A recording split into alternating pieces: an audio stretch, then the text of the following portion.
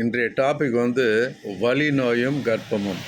அன்புள்ள ஐயா, நான் சிறு வயசுலேருந்தே எனக்கு வலிப்பு நோய் உள்ளது. நான் மாத்திரை சாப்பிட்டு கொண்டு வருகிறேன். எனக்கு நான் கல்யாணம் பண்ணி கொள்ளலாமா? பிரசவத்தின் போது ஏதாவது எனக்கும் குழந்தைக்கு ஆபத்து வருமா என்று கேட்டிருக்கிறேன். நன்றி. நீங்கள் சிறு வயசுலேருந்தே மாத்திரை சாப்பிட்றதுனால நான் கொடுக்குற அட்வைஸ் என்னென்னா, ஒரு வேளை கூட மாத்திரை விடாமல் சாப்பிட்டுன்னு இருந்தால் உங்களுக்கு ஃபிட்ஸ் வராது. நீங்கள் நார்மலாக கல்யாணம் பண்ணிக்கலாம், நார்மலாக டெலிவரும் ஒரு பிரச்சனை இல்லை. ஆனால் நீங்கள் மாத்திரை போட்டுட்டும் ஃபிட்ஸ் அதிகமாக வருது அப்படின்னா, ஒன்று உங்களோட சூழ்நிலை சரியில்லை, உன்னை வெறுப்பேற்றுவாங்க. ரெண்டாவது நீங்கள் ஒரு வேளை மாத்திரை விட்டுட்டு இருப்பீங்க, உங்களுடைய கஷ்டம், வறுமை இதெல்லாம் சேர்த்து மூளையை அட்டாக் பண்ணும்போது மூளையிலேருந்து ஒரு கரண்ட் வரும். கரண்ட் வந்தோன்னா வலிப்பு நோய் வந்துடும். அதனால் நீங்கள் கரெக்டாக ஒரு வேளை கூட மாத்திரை போடாமல் இருக்கக்கூடாது.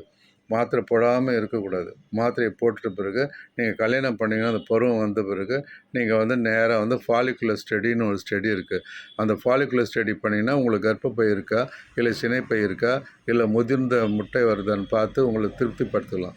அதே மாதிரி கல்யாணம் பண்ணும்போது நீங்கள் மாப்பிள்ளை வீட்டு ஜாதகம்லாம் கேட்க வேணாம். அவன் ஆண்மை உள்ளனா அவனுக்கு ஆண்மை இருக்கான்னு டெஸ்ட் பண்ணாலே போதும்.